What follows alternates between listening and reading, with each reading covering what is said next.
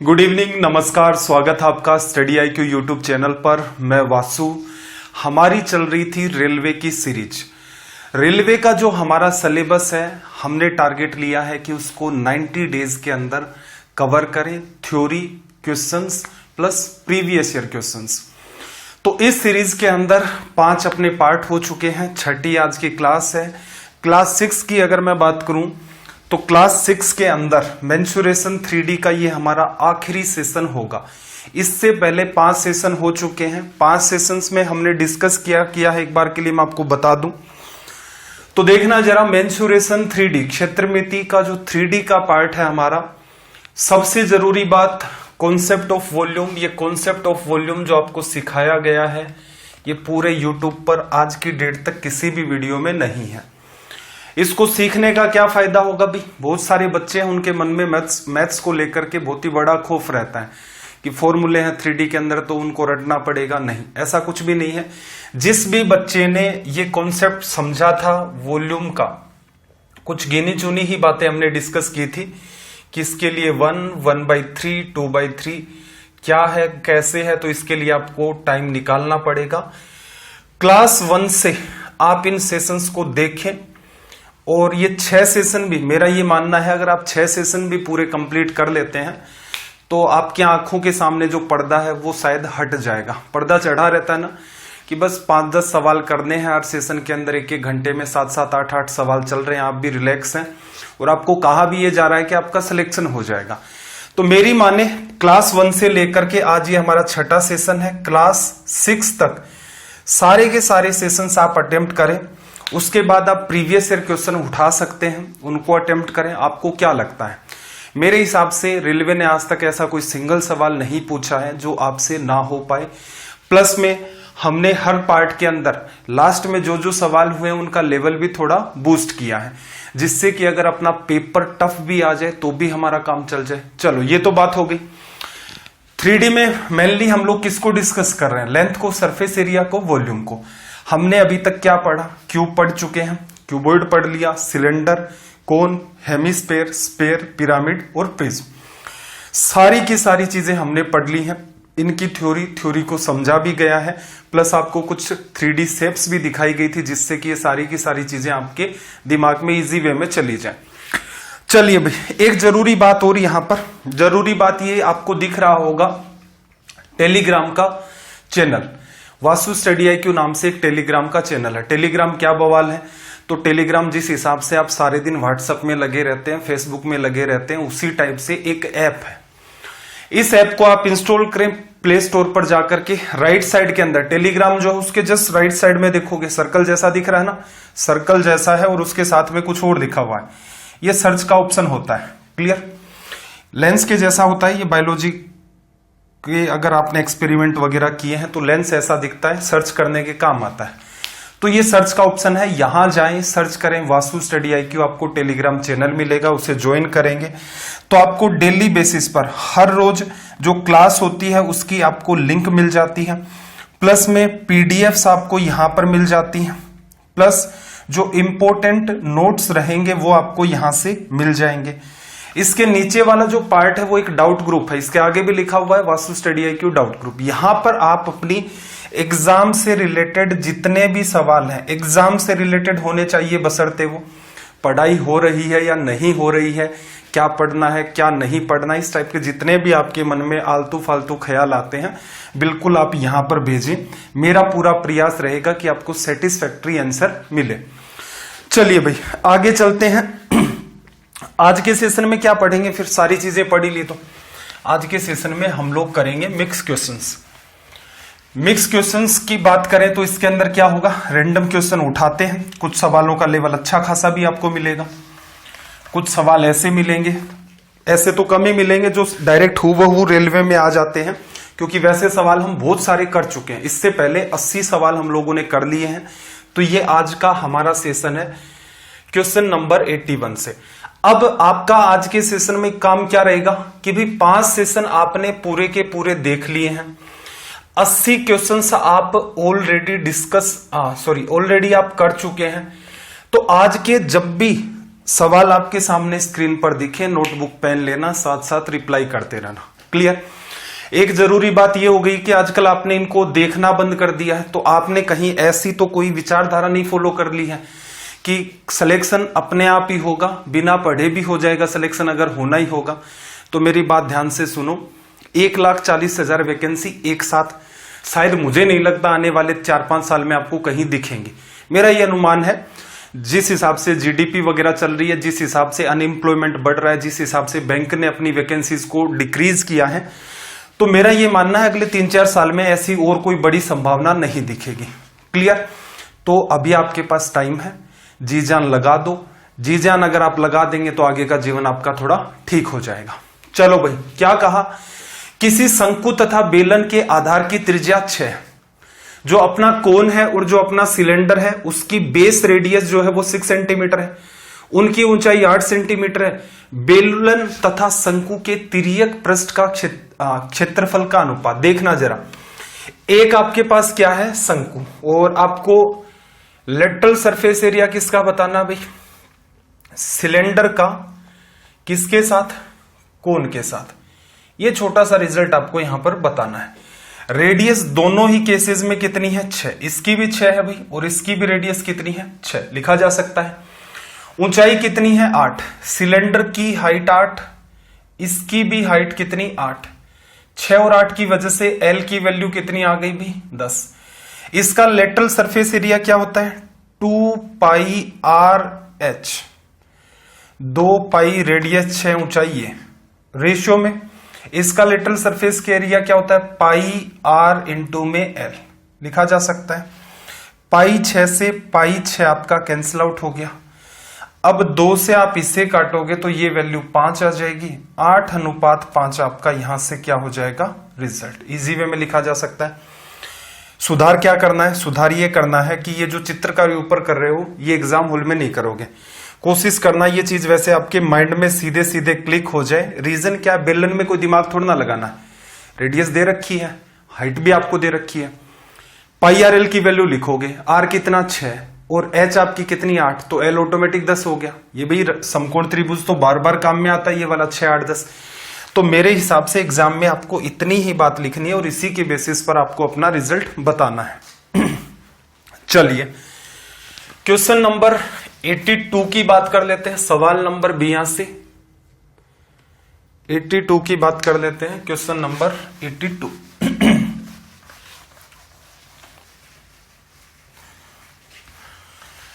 Language को read करो सबसे पहले तो।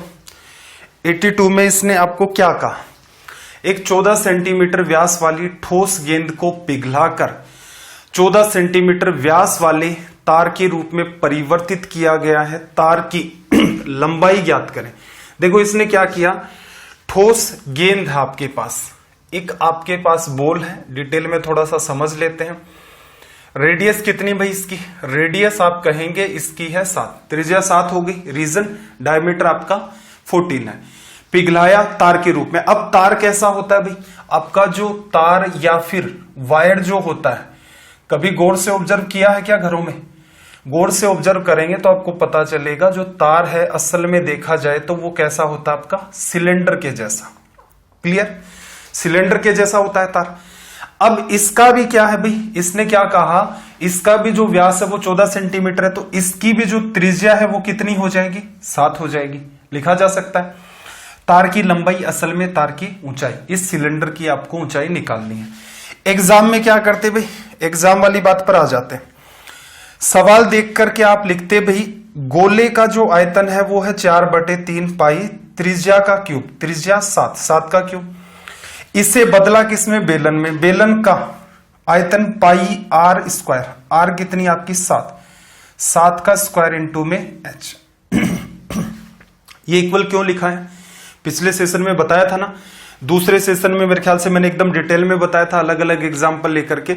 जब भी कभी आप एक आकृति को दूसरी आकृति में बदलते हैं, या फिर एक आकृतियों को कई सारी आकृतियों में बदलते हैं, या फिर कई सारी आकृतियों को एक सिंगल आकृति में आप बदलते हैं, हमेशा वॉल्यूम आपका फिक्स रहता है। वॉल्यूम फिक्स रहना था। अब यहां देखना जरा, पाई से पाई कैंसिल आउट, ये 7 गुणा 7 है, ये 7 गुणा 7 गुणा 7 है, एक साथ बच जाएगा। सोल्व कर ले, यहां से सोल्व करोगे 7 गुणा 4 28 बटा में 3, 28 बटा में 3 ऑप्शन सीधे सीधे दिख रहा होगा, ये ऑप्शन डी आपका यहां से निकल के आ गया रिजल्ट। आई होप बात अंडरस्टैंडिंग में आ चुकी होगी। 83 पर आ जाते हैं। लैंग्वेज को रीड करो और जल्दी से सवाल को प्रयास करो कि अटेम्प्ट हो जाए। सवाल नंबर 83।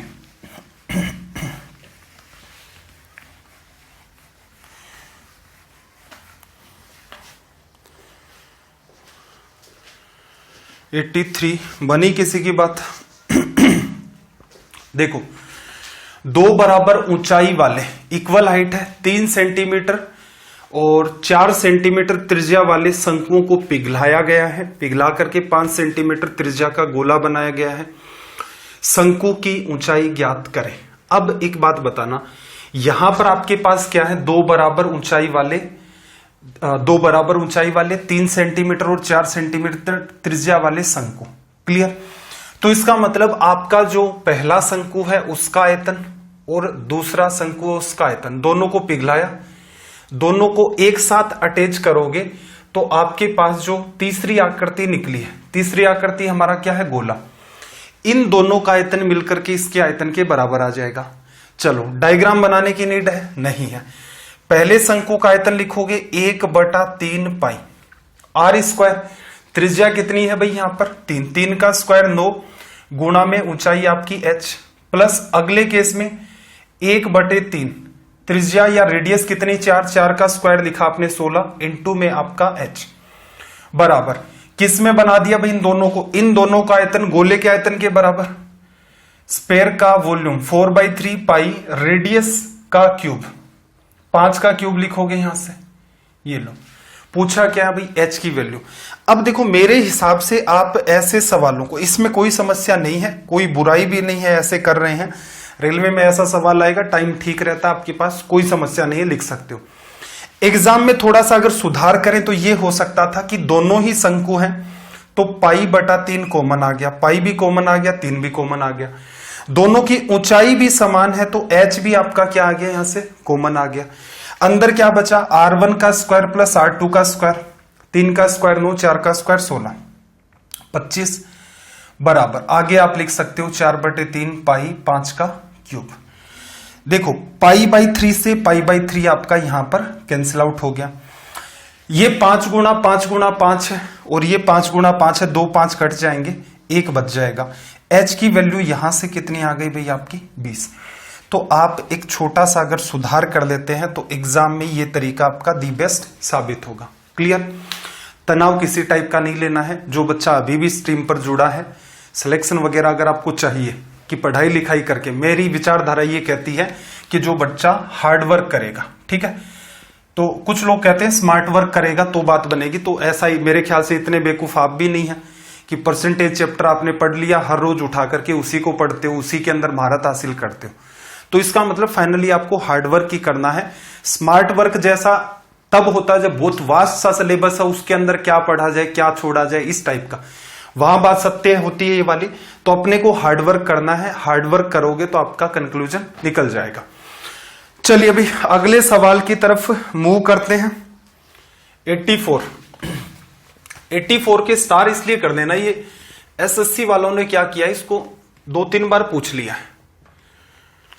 और एसएससी के जो बच्चे देख रहे हैं भाई, जो एसएससी की मान लो भविष्य में तैयारी करेंगे, एग्जाम देंगे, या फिर जो अभी भी मान लो अभी जो प्रीलिम्स होगा, 2019 वाला तो हो चुका है, 2020 का जो प्रीलिम्स होगा, अभी नोटिफिकेशन वगैरह कुछ भी नहीं आया है उसका, तो उन बच्चों को भी हेल्प मिलेगी कि इस सवाल को सोल्व कैसे किया जाता है। इसने क्या कहा, किसी शंकु की ऊंचाई, हाइट, तिर्यक पृष्ठ का क्षेत्रफल, तो इसका जो कर्व्ड सरफेस एरिया या यूं कह लो लेटरल सरफेस एरिया तथा आयतन क्रम से h, c और v, इन 3 चीजों से इसको रिप्रेजेंट किया गया है। अब आपको कहा कि 3πvh³ - c² h² + 9v² की वैल्यू क्या होगी। अब जनरली बच्चा क्या करता है, उस बात को अंडरस्टैंड करो। जनरली बच्चा क्या करता है, इसमें कुछ मानता है, ये r मान लिया, हाइट को h मान लिया, स्लर्ट हाइट निकाली l, फिर वॉल्यूम लिखेगा 1/3πr² h लिखा जाएगा, curved surface area pi R L लिखेगा। तो इस हिसाब से वो उलझा रहता है। एक सीधी सटीक बात सुनो, आपका रिजल्ट निकल के आ रहा है एक परफेक्ट वैल्यू, क्लियर है? तो आप ऐसा करो, इसकी जो त्रिज्या है उसको 1 मान लो, ऊंचाई जो है इसकी उसको भी 1 मान लो। 1 और 1 की वजह से ये वैल्यू √2, ये क्या निकल के आ गई? तिर्यक ऊंचाई। अब h की जो वैल्यू है आपके पास, ध्यान देना, h ऊंचाई को बता रहा था, हाइट आपने 1 मान ली थी। कर्व्ड सरफेस एरिया, वक्र पृष्ठ का क्षेत्रफल क्या लिखते हो? पाई आर एल, पाई गुणा आर गुणा में एल, तो पाई के गुणा में √2 आ गया, लिखा। आयतन की बात करें, वॉल्यूम क्या मान सकते हो भाई? ये वैल्यू आपने मान ली, इसके हिसाब से तो एग्जैक्ट ही निकल जाएगा। तो क्या लिखते हो? 1/3, 1/3, 1/3 गुणा में पाई, तो π/3। आर स्क्वायर, त्रिज्या 1 है, 1 का स्क्वायर 1 रहेगा, इंटू में h, तो ये π/3 निकल के आ गया। ऐसा अगर आप करते हैं तो आपका टाइम बचेगा। और वैल्यू क्या लेनी है? 1 ही लेनी है। कुछ बच्चे कई बार क्या कर लेते हैं कि सर मैं इसको 3 मानूंगा, इसको 4 मानूंगा, ये 5 आ जाएगी, ठीक है, कोई फर्क नहीं पड़ता उस बात से। कैलकुलेशन थोड़ी सी ज्यादा आपको जरूर करनी पड़ेगी, तो बेटर है सबसे जो द इजीएस्ट वैल्यू है उसी को फॉलो करो, जिससे अपना काम आसानी से हो जाए, ठीक। अब एक एक करके मैं लिखना स्टार्ट करता हूं। 3 पाई था, फिर वॉल्यूम की वैल्यू क्या है भाई? यहां से π/3 और इनटू में h का क्यूब, ये वैल्यू तो 1 की वैल्यू 1 ही रहेगी, माइनस c², इसका स्क्वायर करोगे π² 2 π² बन गया, इंटू में h² करोगे तो क्या बचा आपके पास? 1, प्लस में 9 इंटू में वॉल्यूम का स्क्वायर, इसका स्क्वायर करोगे तो π² डिवाइड बाई 9। चलो, ये पार्ट इस पार्ट से कट गया, 9 आपका इस पार्ट से कट गया, ये पाई गुणा पाई, π², ये π², तो क्या बन गया? 2π², और माइनस का यहां से फिर क्या हो गया? 2π²। सीधे सीधे वैसे भी ये बात आपको दिख रही थी कुछ पार्ट सोल्व करने के बाद, तो इसका रिजल्ट क्या आ गया? 0। तो मेरे ख्याल से ये बात आपको अच्छे से समझ आ गई होगी कि ऐसे सवाल मान लो, जरूरी नहीं है कि यही पैटर्न पूछे, इसी सवाल को बार बार पूछे, नहीं, घुमा फिरा करके कोई और भी इक्वेशन बना सकता है, लेकिन ध्यान रखना वो इक्वेशन हमेशा ही परफेक्टली सोल्व होती है। रीजन, ऊपर कोई भी बात नहीं दी, इसका मतलब इसने जो बात पूछी है वो यूनिवर्सल है। यूनिवर्सल कौन सी बात? कि भाई जो ये स्टेटमेंट पूछ रहा है वो हर कोण के लिए लागू होता है, तभी उसने रैंडम बस इतना ही कहा, h हाइट है, c कर्व्ड सरफेस एरिया है, v इसका वॉल्यूम है। ये बात हर शंकु पर लागू होगी, इसीलिए उसने आपसे इस स्टेटमेंट का रिजल्ट पूछा। अगर हर शंकु पर ये बात लगती है, यूनिवर्सल पैटर्न के ये सवाल होते हैं, तो अपने हिसाब से मान लो भाई खुद का एक शंकु, इस हिसाब से करोगे तुरंत का तुरंत आपका सवाल सोल्व हो जाएगा। 85 पर आ जाते हैं। सवाल नंबर 85, लैंग्वेज को रीड करो भाई। ऐसे सवाल तो कई जगह, मतलब आपको कई एग्जाम में, अलग अलग स्टेट लेवल के एग्जाम से उनमें भी देखने को मिल जाते हैं। देखो, इसने क्या कहा कि एक टेंट है, उसमें 5 व्यक्ति रहते हैं। यदि प्रत्येक व्यक्ति को 16 मीटर स्क्वायर फर्श तथा 100 मीटर क्यूब हवा चाहिए। 16 मीटर स्क्वायर फर्श का मतलब ये होता है कि भाई एक पर्टिकुलर आदमी की एक टेरिटरी होती है, कि अगर मान लो छोटा सा कोई कमरा, उसमें 5 आदमी रख लोगे आप, तो वो सारे दिन लड़ाई झगड़ा करेंगे। हो सकता है थोड़ी देर प्यार मोहब्बत से रह लें, लेकिन फिर लड़ाई झगड़ा करेंगे। रीजन क्या? ये मेरी जगह है, यहां पर मैं सोऊंगा, वो सोऊंगा। इसलिए इसने कंडीशन दे रखी है कि एक आदमी को एरिया कितना चाहिए? 16 मीटर स्क्वायर। आदमी कितने हैं? 5। तो इसका मतलब आदमी टेंट में कहां रहेंगे? देखना जरा, आदमी टेंट में कहां रहेंगे? फर्श पर रहेंगे। एक आदमी को 16 मीटर स्क्वायर एरिया चाहिए, तो एक बात बताओ, 5 आदमियों को कितना चाहिए? 16 गुणा 5 80 मीटर स्क्वायर एरिया। चलो, 5 आदमियों के लिए इतना एरिया इस वृत्ताकार भाग का होना चाहिए। अब हवा की भी नीड होती है कि भाई उसमें 5 आदमी आपने रख दिए, टेंट आपका छोटा है, तो आदमियों के सफोकेशन होना स्टार्ट हो जाएगा। महसूस किया होगा कभी जीवन के अंदर कि कोई क्राउडेड प्लेस है, मतलब कोई छोटा रूम है, उसमें कई सारे इकट्ठे हो गए, तो क्या होता है? सांस लेने में प्रॉब्लम हो जाती है। तो ऐसा सही सवाल इसने लॉजिकल बनाया। यहां पर एक आदमी को 100 मीटर क्यूब, मतलब वॉल्यूम की बात कर रहा है, इतनी हवा चाहिए। तो आप क्या कह सकते हो कि भाई यहां पर अपने पास आदमी कितने हैं? आदमी 5 हैं, एक को 100 मीटर क्यूब वॉल्यूम चाहिए, तो इसका मतलब 5 को कितना चाहिए? 500 मीटर क्यूब लिखा जा सकता है। अब इसने क्या कहा, उस शंकु की न्यूनतम ऊंचाई क्या होगी जिसमें सभी व्यक्ति आ सके। एक बात बताओ, ये इसकी क्या है त्रिज्या r और ये उसकी क्या है ऊंचाई h।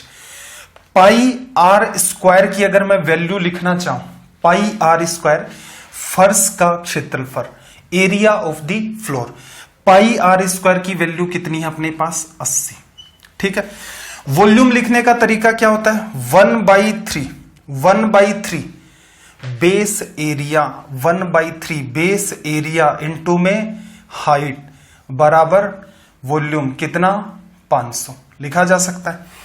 चलो भाई, इसको अगर हम सोल्व करें तो ये पार्ट आपका इससे कट गया, h बराबर, आगे भी काटना चाहो तो देखो 2 से काटोगे ये 4 बार और ये आपका 25 बार, 3 गुणा 25 कितना हो गया भाई 75 डिवाइड बाई 4, कितनी बार डिवीजन 18 4 72, 3 बचा 30 में 7 बार, 2 बचा 20 में 5 बार लिखा जा सकता है। क्या कंक्लूजन, अब अगर जिस बच्चे का ये कॉन्सेप्ट क्लियर है 1/3 बेस एरिया इंटू में हाइट वॉल्यूम होता है, कॉन्सेप्ट क्लियर करवाया गया है आपको, तो जिस बच्चे का ये क्लियर है वो तुरंत क्या दिमाग लगाता कि फर्श का क्षेत्रफल कितना 80, तो 1/3 बेस एरिया 80, ऊंचाई h बराबर वॉल्यूम आएगा, आयतन कितना 5 आदमी, एक को 100 चाहिए तो 100 गुणा 5 500। तो मेरे हिसाब से ये सवाल एग्जाम में इतनी ही दूर का है। देखो यहां पर क्या है, सवाल बड़ी लैंग्वेज के आ रहे हैं, थोड़े से कैलकुलेटिव नेचर के हैं, तो इसलिए हमें यहां पर एग्जाम अप्रोच की भी नीड पड़ती है कि ये काम आप समझते टाइम करेंगे कि अच्छा ये सवाल है, इस टाइप से इनका सॉल्यूशन होता है, सारी चीज समझ में आ जाए, तो इस पर थोड़ा सा फोकस करना ये बड़ी ही जरूरी बात है। 86 में आ जाते हैं, सवाल नंबर 86, सवाल नंबर 86, इसके वैसे स्टार लगा लेना, रेलवे एग्जाम में मुझे उम्मीद नहीं है इस सवाल की किस टाइप का सवाल पूछा जाएगा। रीजन क्या है, ये सारा का सारा सवाल ज्योमेट्री का एक सेक्शन होता है आपका सिमिलरिटी या फिर समरूपता। रीजन अगर आप उसका ढूंढना चाहोगे तो सिमिलरिटी में आपको मिलेगा। अब सिमिलरिटी हमने ना तो पढ़ रखी है और ना ही हमें रेलवे के जितने भी पेपर आए उसके हिसाब से आप देखोगे तो पढ़ने की जरूरत नहीं है, स्ट्रेस नहीं लेना है। सिमिलरिटी ज्योमेट्री का एक बड़ा पार्ट होता है, कम से कम उसको कवर करवाने में 6-7 घंटे की नीड होती है। सिमिलरिटी एंड कॉन्ग्रुएंसी, समरूपता और सर्वांग समता। आप एक छोटी सी बात अगर याद रख सको तो याद रख लेना कि जैसे एक त्रिभुज ही दूसरे त्रिभुज के समरूप होता है। बात को समझना भाई, ना तो मैंने आज तक आपको सिमिलरिटी का ABC भी नहीं सिखाया, क्लियर है, फिर भी मुझे इस सवाल में इस चीज की नीड होगी। मेरे हिसाब से ये सवाल रेलवे के रिलेवेंट नहीं है, फिर भी समझने की कोशिश करो। समरूपता का मतलब होता है कोई चीज आपकी दिखने में एक जैसी है, दिखने में एक जैसी, जैसे एक छोटी गेंद होती है, कोई बड़ी गेंद है, वो दिखने में क्या है मतलब गोल गेंद की तरह है, तो दिखने में जो भी चीजें एक जैसी होती हैं उनको सिमिलर कहा जाता है। तो सिमिलर क्या होगा, एक त्रिभुज दूसरे त्रिभुज के सिमिलर हो सकता है, होता है जरूरी नहीं है। आप कह दोगे एक समबाहु त्रिभुज है और एक समकोण त्रिभुज है, समरूप है, नहीं भाई, दिखने में एक जैसे नहीं है। एक छोटा समबाहु त्रिभुज है, एक बड़ा समबाहु त्रिभुज है, तो दिखने में सेम है। तो यहां से ध्यान रखना, एक त्रिभुज दूसरे त्रिभुज के समरूप हो सकता है, लेकिन क्या एक त्रिभुज कभी किसी चतुर्भुज के सिमिलर हो सकता है? क्या कोई ट्रायंगल किसी क्वाड्रिलेटरल के सिमिलर हो सकता है? तो आपका जवाब होगा ना, क्योंकि त्रिभुज की 3 भुजाएं, क्वाड्रिलेटरल की 4 भुजाएं, 3 भुजाओं वाला 4 भुजाओं वाले के सिमिलर हो ही नहीं सकता, दिखने में सेम कैसे होंगे।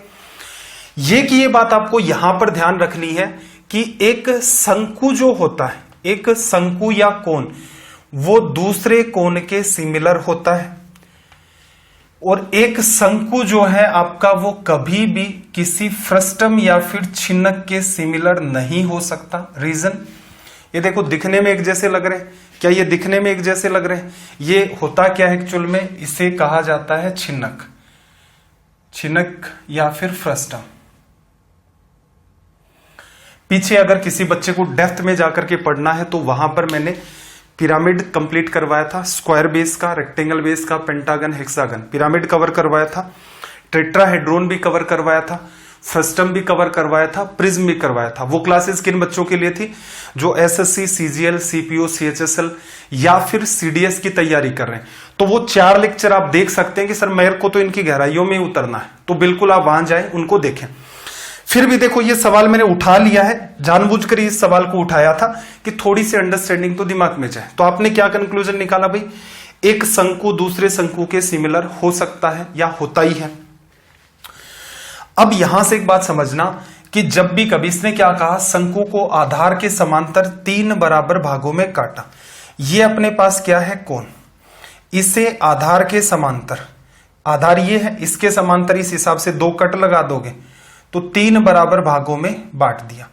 3 बराबर भागों की बात करें तो इसका मतलब क्या हुआ? ये जो ऊंचाई है इसके 3 टुकड़े कर दिए। अब देखो ऊपर वाला पार्ट देखोगे तो ये क्या आपका शंकु, यहां से लेकर यहां तक कोण है। फिर इस पार्ट को अगर आप देखोगे यहां से लेकर पूरा का पूरा ये भी कोण है। इस पार्ट को अगर आप देखोगे तो ये पूरा का पूरा कोण है। लेकिन अगर आप कहें कि ये पार्ट, ये बीच वाला पार्ट और ये वाला पार्ट, ये तीनों कोण नहीं है, ऊपर वाला कोण है, फिर फ्रस्टम, फिर फ्रस्टम। ठीक है, चलो भाई, छोटा शंकु ऊंचाई 1, 3 हिस्सों में डिवाइड किया है तो मैंने क्या किया? 1 1 1 मान लिया, 3 हिस्से। इससे आसान और क्या हिस्से होंगे? बड़े शंकु की ऊंचाई 2, सबसे बड़े शंकु की ऊंचाई कितनी हो गई भाई? 3। क्लियर? सिमिलरिटी का एक कंक्लूजन भी होता है, समरूपता। सब कुछ आप समझ लेते हो तो आपको पता चलता है सिमिलरिटी का मतलब है जो आपकी यूनिट्स हैं उनको जस्ट एडजस्ट करना। एडजस्ट करने का मतलब ये हो गया, ये किसको बताती है भाई? ऊंचाई को। ऊंचाई की इकाई क्या होती है? सेंटीमीटर। अगर आपको इनका आयतन चाहिए, अगर आपको आयतन चाहिए तो आप क्या करोगे भाई? ऊंचाई का क्यूब करोगे। रीजन, ऊंचाई की विमा सेंटीमीटर होती है, आयतन की सेंटीमीटर क्यूब होती है, तो ऊंचाई का आपको क्यूब करना होगा। छोटे शंकु का आयतन 1 का क्यूब 1। इससे बड़े शंकु का ध्यान रखना, शंकु ही शंकु के समरूप होता है, एक कोण ही कोण के सिमिलर होता है। अगले वाले की हाइट 2 का क्यूब करोगे, हाइट 2 है, 2 का क्यूब करोगे, आयतन 8 आ गया। सबसे बड़े की बात करें 3 का क्यूब करोगे, 27 आ गया। ठीक है, अब सिमिलरिटी देखो पढ़ाई नहीं है, सवाल उठा लिया है। रीजन सिर्फ इतना सा है कि एक अंडरस्टैंडिंग आपकी डेवलप हो जाए। बहुत बच्चों के ऊपर से चला गया होगा और इस सवाल की ये भी कह लेना कि जरूरी नहीं है रेलवे के लिए आप ध्यान ही रखें इस सवाल को, बहुत मेरे हिसाब से संभावना है ही नहीं, ना के बराबर है। अब इसने क्या कहा? 3 भाग है उनका आयतन। देखो सबसे ऊपर वाले भाग का आयतन 1, इसके बाद बीच वाला भाग, तो देखो यहां से यहां तक आयतन 8, यहां से यहां 1, 8 में से 1 चला गया, कितना आया? 7।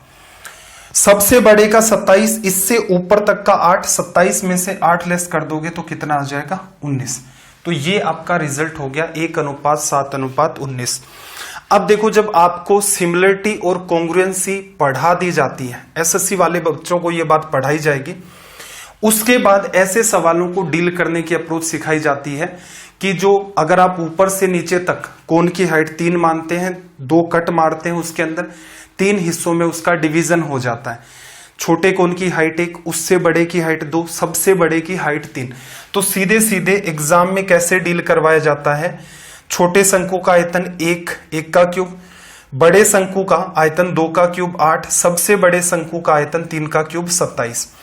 ऊपर वाला शंकु है ही एक भाग है, इन दोनों का अंतर जो होगा वो अगला भाग होगा, इन दोनों का अंतर जो होता है वो अगला भाग होता है। एग्जाम में बस ये सवाल ऐसे किया जाता है। अब हो सकता है आपको रटना पड़े यहां पर रेलवे के हिसाब से। फिर मेरी बात को सुनो, आप सुनते नहीं हो ध्यान से। रेलवे के हिसाब से ये सवाल इंपॉर्टेंट नहीं है, रीजन इसमें सिमिलरिटी का अच्छा खासा यूज होता है, जबकि सिमिलरिटी पर बेस्ड मैंने रेलवे के अंदर कोई सवाल ही नहीं देखा अभी तक। तो आप चाहें तो इसे अवॉइड कर दे, और कर इसलिए रहे कि भाई कुछ बच्चे एसएससी के भी देखते रहते हैं, तो उनका भी ऐसा है कि कंप्लीटली टाइम वेस्ट ना हो कि सर आप यहां तक तो ले आए इन चीजों को, इससे आगे भी थोड़ा सा खींच लो। 87 पर आ जाओ भाई, सवाल नंबर 87। और हिम्मत नहीं हारनी है एक सवाल को देख करके कि एक टिपिकल सवाल क्या करवा। सवाल फिर भी मैं देखो क्या कह रहा हूं, सवाल टिपिकल नहीं है, मुद्दा ये है कि जिस बच्चे ने समरूपता पढ़ रखी है वो सवाल को वर्बली कर सकता है। 1 का क्यूब, 2 का क्यूब, 3 का क्यूब, 1:8:27। पहले का पार्ट 1, 8 और 1 का अंतर 7, 27 और 8 का अंतर आपका 19। तो ये सवाल जो पिछला था वो माइंड में किया जा सकता है, बशर्ते आपको सिमिलरिटी के बारे में पता हो। 87 देखना भाई, किसी बेलन की ऊंचाई को 6 गुना तक बढ़ाया गया, आधार के क्षेत्रफल को 1/9 भाग तक घटा दिया गया, बेलन का तिर्यक क्षेत्रफल कितने गुना बढ़ जाएगा? बात को अंडरस्टैंड करना। देखो सवाल के स्टार लगा लेना। तो सबसे पहले एक आपका बेलन, थोड़ा सा डिटेल में मैं बता देता हूं। स्टार्टिंग में बेलन आपका ये था, ऊंचाई इसकी 1 मान लो, तो जो नया बेलन आपके पास निकल के आएगा उसकी ऊंचाई, लैंग्वेज को थोड़ा सा चेंज करना है। क्या करोगे कि ऊंचाई को 6 गुना कर दिया, तो यहां से कितनी आ गई आपकी भाई हाइट? 6। आधार के क्षेत्रफल को 1/9 कर दिया, तो बेटर क्या रहेगा, जो बेस एरिया है यहां पर उसको 9 मान लो और 1/9 भाग तक घटा दिया, इसका 1/9 करेंगे तो इसका जो एरिया होगा वो क्या आएगा? 1। सवाल को स्टार इसलिए लगाना क्योंकि ये सवाल जो है समझने के अंदर थोड़ा सा कॉम्प्लेक्स हो जाता है, इसकी लैंग्वेज थोड़ी सी टिपिकल है, इस वजह से।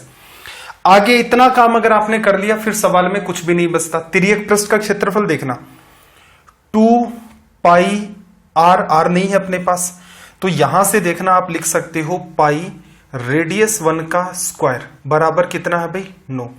रेडियस 1 की वैल्यू अंडर रूट करोगे 3/√π, तो रेडियस आपने क्या निकाल ली यहां से? 3/√π। इनटू में क्या करोगे? हाइट 1। अनुपात ले लेते हैं यहां पर, इसका लिटल सरफेस एरिया या कर्व सरफेस एरिया क्या लिखोगे? 2 × π इंटू में रेडियस 2। अब आप यहां लिख सकते हो भाई इसकी रेडियस अगर r2 है तो इसका क्षेत्रफल πr2², जो कि कितना है? 1। रेडियस 2 की वैल्यू जब आप निकालेंगे तो देखना जरा, अंडर रूट करोगे तो 1/√π, 1/√π इंटू में आपकी हाइट कितनी हो गई? 6। 2π से 2π कट गया, अंडर रूट से अंडर√π, 3 से काटोगे 6 2 बार कट जाएगा। इसका मतलब क्या हुआ? पहले का लेटरल सरफेस एरिया 1 है, दूसरे का कितना? 2, तो 1 से 2 बनाए, किससे गुणा किया? 2 से, तो ये आपका रिजल्ट हो गया। अगर आप इन चीजों को थोड़ा सा इमेजिन कर सकते हैं तो ये काम ऊपर वाला आपको नहीं करना था, बाकी सारा काम आपको करना पड़ेगा। यहां तक अगर बात आपको समझ आ गई है तो चलिए भाई सवाल नंबर 88 में चलते हैं। पहले भी मैंने कहा था कि यहां पर जो सवाल चलेंगे अब उनका थोड़ा सा लेवल बूस्ट कर रहे हैं, रेलवे से तो काफी ज्यादा इनका लेवल है। रीजन ये है कि भी कुछ स्टेट लेवल एग्जाम में थोड़ा बहुत लेवल और भी बढ़ा दिया जाता है, प्लस कुछ बच्चे एसएससी के भी हैं जिन्होंने तैयारी स्टार्ट की है, तो मैं ये चाहता हूं कि साथ में इतनी मेहनत और कर लें। कोई फर्क नहीं पड़ जाएगा कि मैं आपको 20 सवाल टिपिकल और करवा दूं पूरे चैप्टर के अंदर, इससे आप में ही एक इंप्रूवमेंट होगा और हर वो संभावना खत्म हो जाएगी कि सर एग्जाम में अगर लेवल काफी ज्यादा बढ़ गया तो क्या करेंगे। तो वो चीज मैं पहले से ही खुद ही लेकर चल रहा हूं। किसी शंकु के आधार की त्रिज्या तथा गोले की त्रिज्या 1 है। दोनों शंकु तथा गोले कि शंकु और जो गोला है उनका दोनों का आयतन समान है, शंकु की ऊंचाई, कोन की हाइट। ये तो आसान नकली सवाल है। देखो आयतन सेम है, वॉल्यूम सेम कर दोगे तो कोन का वॉल्यूम 1/3 पाई रेडियस a² इंटू में h बराबर, गोले के बराबर करना है, स्पेयर का वॉल्यूम 4/3 पाई a³। π/3 से π/3 कट गया, h बराबर देखना a इंटू a और ये a into a, 2 bar a 3 bar a से कटेगा, 1 बार a बच जाएगा। a की वैल्यू h की वैल्यू यहां से कितनी आ गई अपनी 4a, लिखा जा सकता है इजी वे में। सवाल आसान था ये वाला। चलो भाई 89 की बात कर लेते हैं। क्वेश्चन नंबर 89 थोड़ा सा कैलकुलेटिव नेचर का सवाल है, इसलिए इसके स्टार लगा लेना। क्वेश्चन नंबर 89, लैंग्वेज को रीड करो। सबसे पहले तो लैंग्वेज को रीड करो यहां से। 89 में देखो क्या कहा, किसी शंकु के आधार की त्रिज्या, ठीक है, किसी शंकु के आधार की त्रिज्या तथा ऊंचाई 5:12 के अनुपात में है। रेडियस का और हाइट का रेशियो 5:12 आपको गिवन है। यदि शंकु का आयतन 314 2/7 सेंटीमीटर क्यूब है तो शंकु की तिर्यक ऊंचाई ज्ञात करें। पहले तो बना लेते हैं डायग्राम की बात को डिटेल में अंडरस्टैंड कर ले जाए। तो यहां से ऑब्जर्व करना थोड़ा सा। देखो, आधार की त्रिज्या 5 है तो 5x मान लो, ऊंचाई कितनी है 12x मान लो, तो ये l की वैल्यू 5 12 की वजह से 13 और x का x मेंटेन हो गया। आयतन जब लिखते हैं तो आप क्या लिखते हैं 1/3 पाई r स्क्वायर। पाई को मैं लिख लूं 22/7 क्योंकि हमें कट भी करना आगे चल के। पाई 22/7 r स्क्वायर लिखोगे तो 25x स्क्वायर, त्रिज्या का स्क्वायर। हाइट आपकी कितनी है 12x बराबर आयतन कितना भाई 314 2/7। तो यहां से आप क्या लिखोगे 7 × 4 28 और 2 30, 7 और 3 10, 7 3 21 और 1 22, 2200/7। अब देखो 22 से 22 कट गया, 100 बचेगा वहां पर। 7 से 7 आपने काट दिया, 25 से काटोगे 100 को कितनी बार 4 बार। ठीक है भाई, ये 4 कटेगा इससे 3 बार और ये 3 कटेगा इससे। तो असल में देखा जाए तो x क्यूब की वैल्यू क्या रही 1, तो x की वैल्यू भी क्या रहेगी यहां से 1। आपको स्लांट हाइट फाइंड करनी थी जो कि अपने आप में क्या है 13x। x की वैल्यू उठा करके रख दोगे तो यहां से इसकी वैल्यू कितनी आ जाएगी 13। ये भी आपका आसान सवाल है। कटिंग आप अपने हिसाब से देख लेना भाई, हर बच्चा अपने अपने हिसाब से इनकी कटिंग करता है। 90 नंबर पर आ जाते हैं, सवाल नंबर 90। देखो, ये भी एक आपका पैटर्न होता है क्वेश्चन पूछने का।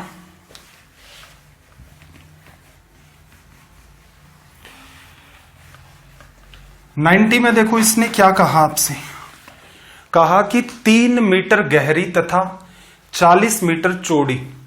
असल में देखा जाए नदी बह रही है तो 40 मीटर तो क्या होगी उसकी चौड़ाई, ये 40 मीटर होगी। गहरी मतलब जमीन से नीचे ही बहेगी नदी, तो 3 मीटर ये आपकी गहरी है। स्पीड क्या भाई है इसकी 2 किलोमीटर प्रति घंटा की चाल से ये बहती है। नदी द्वारा समुद्र में प्रति मिनट गिरने वाले पानी का आयतन। देखो, बात को अंडरस्टैंड करना कि नदी आपको दिखेगी कैसे, किस टाइप से आपको ये दिखेगी।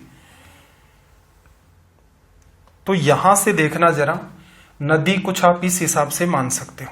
क्या ये किसको बताता है भाई, ये नदी की चौड़ाई कितनी थी 40 मीटर, ये नदी की गहराई कितनी 3 मीटर। ऐसा ही तो होगा ना भाई, जमीन के लेवल से आप बात करेंगे तो 40 मीटर तो ये आपकी क्या है चौड़ी, 40 मीटर चौड़ी मैंने मान ली, 3 मीटर ये आपकी क्या है गहरी।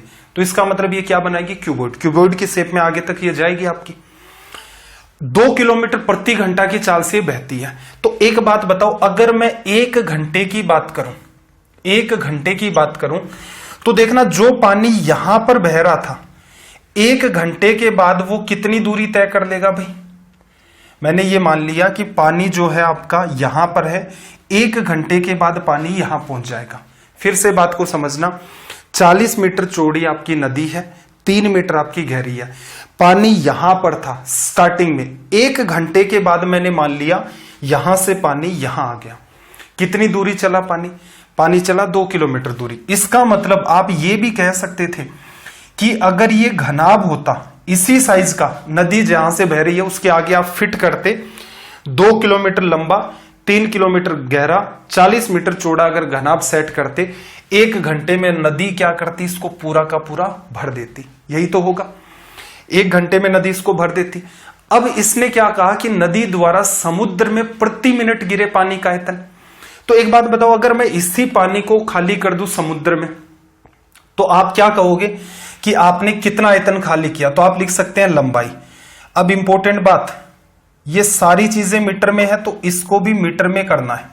2000 मीटर लंबाई गुणा चौड़ाई गुणा ऊंचाई लिख सकते हो कुछ इस हिसाब से।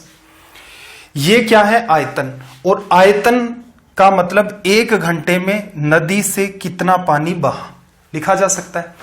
ये सारा पानी समुद्र में जाता, लेकिन ये किसका रिजल्ट बताता 1 घंटे में कितना गया। आपको क्या बताना है 1 मिनट में, तो जितना 1 घंटे में जाता है उसमें 60 का भाग कर दो, तो ये पूरा का पूरा रिजल्ट किसको बताएगा, यहां से ये बात हट जाएगी, रिजल्ट 1 मिनट का। चलो भाई कैंसिल आउट कर दें यहां से, तो देखना जरा 0 से 0, 3 से काटा 2 बार, 2 से काटा इसको 2 बार, 2 गुणा 2 4000 मीटर क्यूब। ये अपना रिजल्ट आ गया।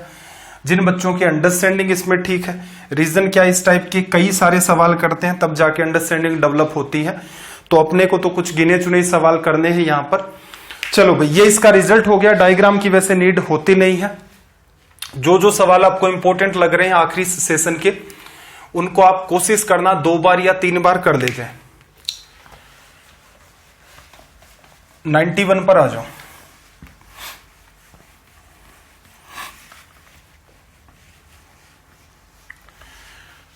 नाइन्टी वन में देखना इसने क्या कहा आपसे। एक बेलनाकार स्तंभ का वक्र पृष्ठ कर्व सरफेस एरिया 264 वर्ग मीटर है, आयतन इसका 924 घन मीटर है, पाई की वैल्यू 22/7 आपको माननी है, इसके व्यास का इसकी ऊंचाई से अनुपात आपको निकालना है। अब देखो वक्र पृष्ठ का क्षेत्रफल इसने दे दिया, आयतन आपको यहां पर इसने 924 दे दिया। तो एक तो छोटी सी बात बताओ मुझे, कर्व्ड सरफेस एरिया क्या होता है भाई? 2πRH। पाई की वैल्यू मैं लिख लेता हूं 22/7, 2 गुणा 22/7 गुणा त्रिज्या गुणा ऊंचाई। ये इसका वक्र पृष्ठ का क्षेत्रफल किसको बताता है? 264 को लिखा जा सकता है एक बात। फिर इसने क्या दे रखा आपको? आयतन। आयतन क्या लिखोगे? आधार का क्षेत्रफल 22/7 पाई r² इंटू में h, और ये वैल्यू किसके बराबर है? 924 के।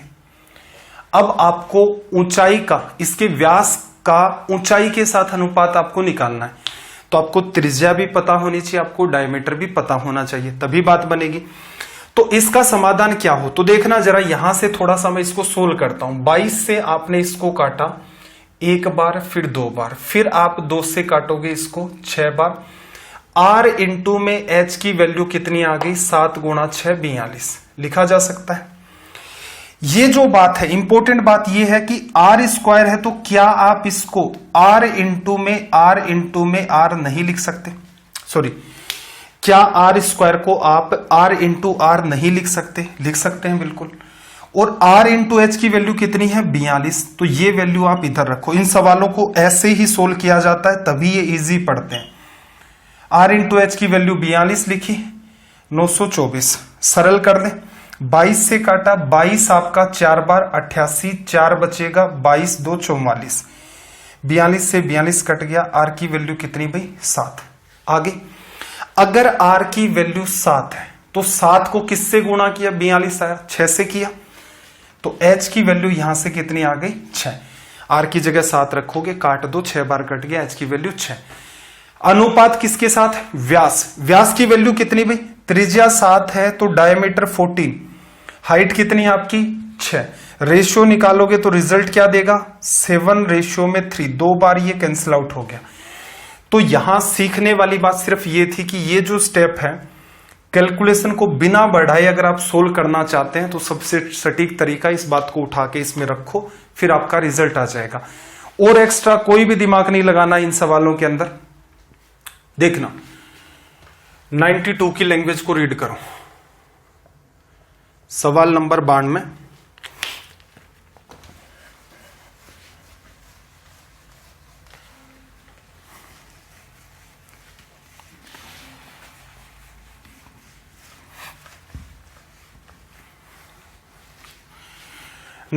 में देखना भाई, एक अर्धगोलाकार कप है, हेमिस्फीयर के जैसा, त्रिज्या 4 है, कॉफी से पूरा का पूरा भरा हुआ है। अब इस कॉफी को इसने क्या किया? 8 सेंटीमीटर त्रिज्या 16 सेंटीमीटर ऊंचाई वाले शंक्वाकार कप में उलट दिया। शंकु के खाली भाग का प्रतिशत ज्ञात करें। देखना, ये आपके पास मान लो कोई कप था, किस टाइप का? हेमिस्फीयर जैसा, अर्धगोले जैसा। ये क्या था? कॉफी से पूरा भरा हुआ था। अब इस कॉफी को उठा करके आपने एक ऐसे कप में डाल दिया जो कैसा है भाई? कोन के जैसा। ये कोन के जैसा, ठीक है, इस टाइप का। अब देखो यहां पर ऐसे कोई कलाकारी नहीं करनी है कि सर ये स्टेबल कैसे रहेंगे। अगर आप स्टेबल नहीं रह रहा तो ऐसा करो, इसको प्रॉपर बना दो। ये लो, ये पूरा का पूरा बन गया। इसके नीचे भी स्टैंड बना दो एक इसका, और ये पकड़ने के लिए बना दो, ठीक है। तो एक वो बच्चे तो मुक्त हो गए होंगे तनाव से कि स्टेबल कैसे रहेगा। तो देखना ये कॉफी इसमें थी और ये वाली इसके अंदर चली गई, क्लियर। अब आपसे पूछ रहा है कि भाई ये जब इसके अंदर चली गई तो कॉफी जाने के बाद मान लो कुछ पार्ट यहां तक ये भर गया, ये वाला पार्ट आपका भर गया, और आपसे क्या पूछ रहा है, शंकु के खाली भाग का प्रतिशत ज्ञात करें। अब आपको ऐसे सवालों में कुछ भी नहीं करना है, ये वाला पार्ट और ये वाला इसका रेशियो निकालो आयतन का। कैसे भाई, इसमें जो कॉफी है या फिर इसकी जो साइज है इसका आयतन आप निकालोगे। लिखने का तरीका क्या होगा, 2/3 पाई आर क्यूब, त्रिज्या 4 है, 4 का क्यूब 64, ठीक है।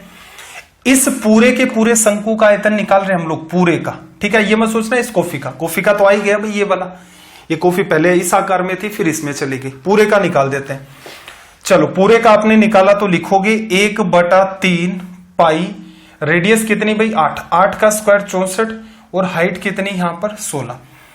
पाई/3 से पाई/3 कैंसिल आउट, 64 से 64 कैंसिल आउट, ये आपका 2 से कटेगा एक बार और ये आपका 8 बार। ये किसका आयतन है, पूरा का पूरा कोन का। ये किसका आयतन है, ये आपका आयतन है हेमिस्फीयर का, या फिर क्या आप ऐसा नहीं कह सकते कि यही आयतन किसका था, आपका कॉफी का। बात को समझना, रेशियो लेकर इन सवालों को करने का फायदा क्या होता है। कई बच्चे क्या करते हैं, पूरे का आयतन निकालते हैं, ठीक है, उसमें से इस कॉफी का आयतन घटाते हैं, रिमेनिंग आयतन आता है, रिमेनिंग आयतन को अपोन में ओरिजिनल आयतन गुणा में 100 करते हैं। ऐसे सवाल जब भी कभी वो प्रतिशत में पूछता है, बेवकूफी है, हमेशा रेशियो का सहारा लो। तो असल में देखा जाए तो देखो इसकी साइज, थोड़ा सा प्रैक्टिकली करके बता रहा हूं, इसकी साइज पूरे की 8 लीटर जितनी है, इसकी साइज 1 लीटर जितनी है। तो ये कॉफी से भरा, इसका मतलब कॉफी का वॉल्यूम कितना है 1 लीटर। आपने इसको इसमें डाल दिया, कितने लीटर का था ये 8 लीटर का, कितना भर गया 1 लीटर, क्यों कॉफी आ गई। खाली कितना रहा भाई 7 लीटर, 7 लीटर आपका खाली रहा, टोटल कितना 8, खाली भाग का प्रतिशत गुणा 100 कर दिया।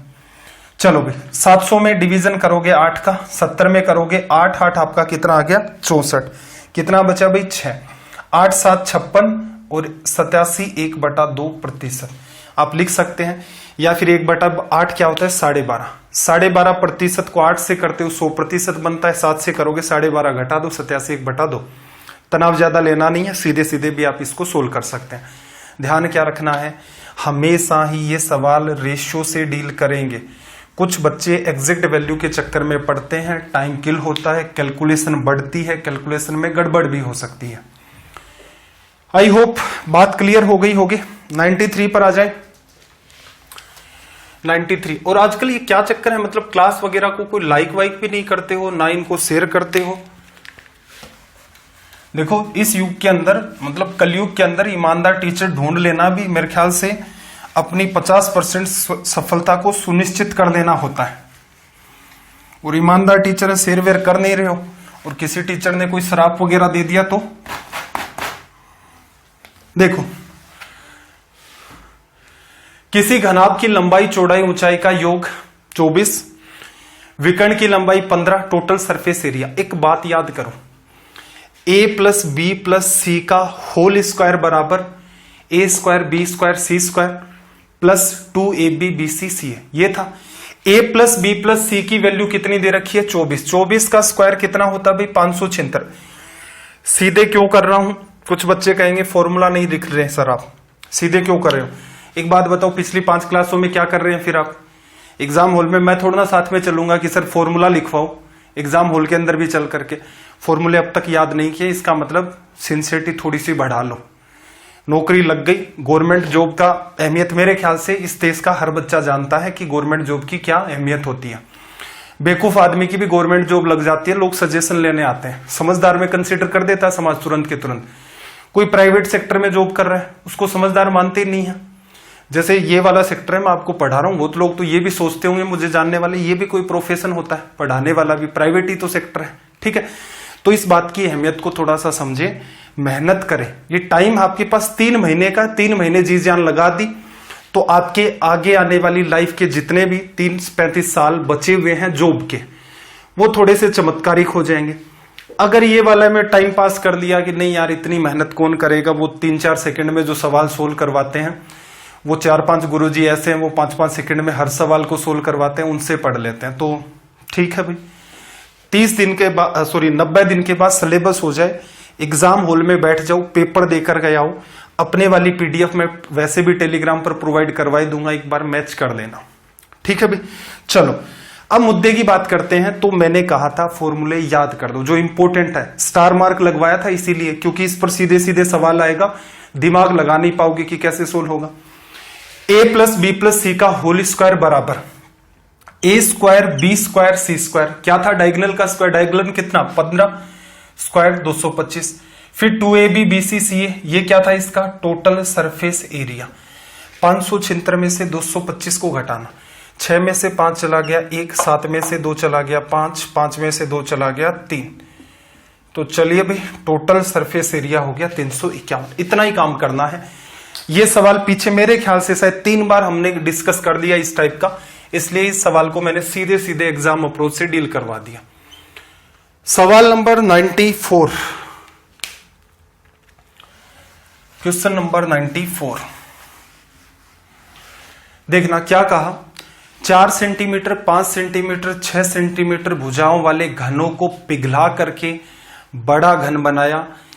पिघली धातु में से 62 सेंटीमीटर क्यूब धातु खराब हो गई। नए घन का पृष्ठीय क्षेत्रफल। पहले तो इन तीनों घनों का जो आयतन है वो जोड़ो। पहले का कितना है भाई 4 का क्यूब कितना होगा 64, दूसरे का आयतन 5 का क्यूब 125, तीसरे का 6 का क्यूब 216।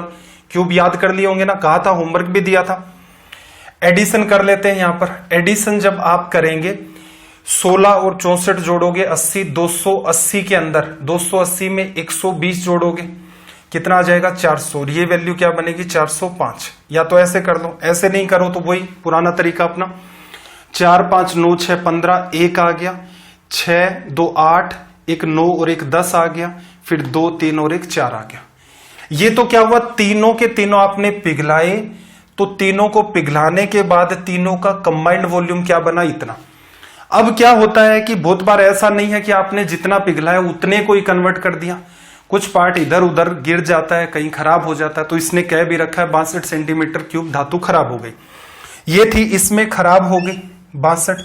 तो अपने पास बची कितनी भाई, लेस कर दो जरा 3 और ये आपका 4 और ये 3, 343 बची। इससे आपने क्या बना लिया नया घन। नए घन का आयतन क्या होगा a का क्यूब।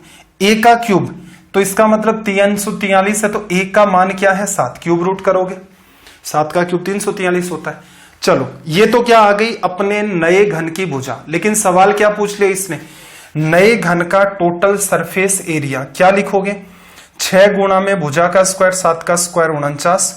6 को 50 से करते हो तो 300 आता है, एक बार ज्यादा गुणा कर दिया तो कितना आ जाएगा 294। या फिर वैसे गुणा कर देना 6 गुणा 9 6 गुणा 4 95। आसान सा सवाल था, इसमें कोई समस्या थी नहीं। सवाल नंबर 95,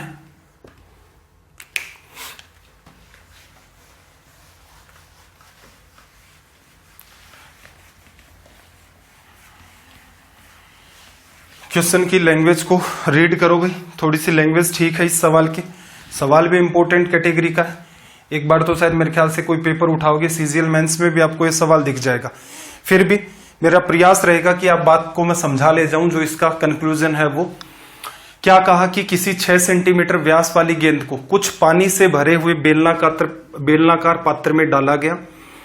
बेलनाकार जो पात्र है उसका व्यास कितना है भाई 12 सेंटीमीटर।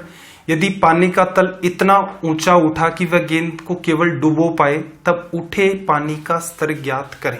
सवाल को ध्यान से समझो। पहले तो आपके पास एक बेलनाकार पात्र है, 2D में मैं इसका डायग्राम बना रहा हूं। इसका डायमीटर कितना बताया भाई 12, तो इसकी जो त्रिज्या है वो कितनी हो गई 6। ठीक है, ये मान लेते हैं कुछ यहां तक पानी का भरा हुआ है। बेलनाकार पात्र है, डायग्राम 2D में बना रहा हूं। ऐसा मत कहना कि सर सिलेंडर ऐसा नहीं होता, 2D में डायग्राम बनाए ऐसा सा ही दिखेगा। यहां तक ये भरा हुआ है, हमें नहीं पता वो कहां तक भरा हुआ है, लेकिन इतना भरा हुआ है।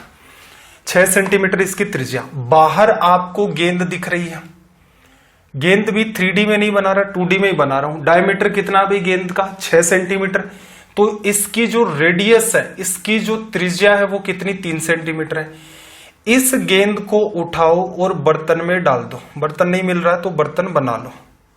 ये लो नीचे बर्तन बना लिया, सेम टू सेम ये का ही।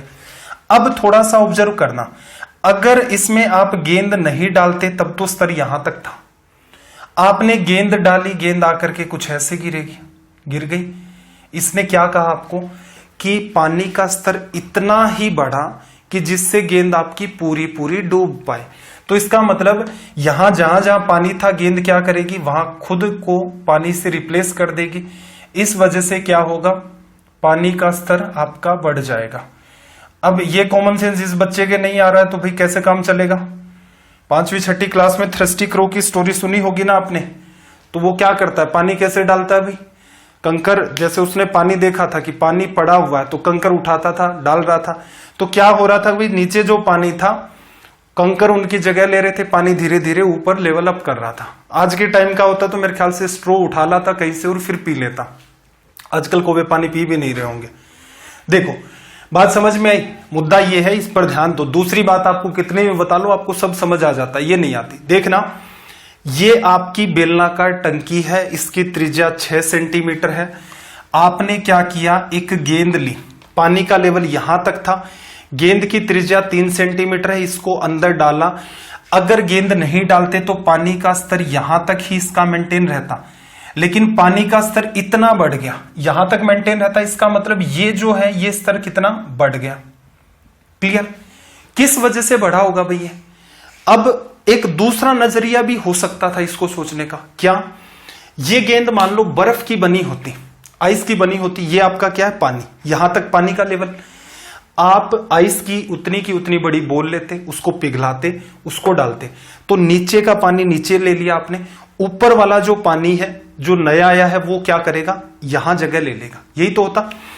अगर आप गेंद डालते हो, एग्जामिनर आपसे यही इसीलिए तो पूछता है कि आपकी इमेजिनेशन कैसी है। अब कुछ बच्चा इसको जस्टिफाई नहीं कर पा रहा दिमाग में कि यार ये क्या बवाल हो गया, ऐसा कैसे करेंगे। तो कॉमन सेंस लगाओ, पानी अपने पास इतना ही लेवल का था, यहां तक मान लो आप इसको पूरे को भर देते। अगर इस गेंद को आप पिघला करके डालते तो आपको भी पता है गेंद और पानी मिलकर के स्तर यहां मेंटेन करेंगे।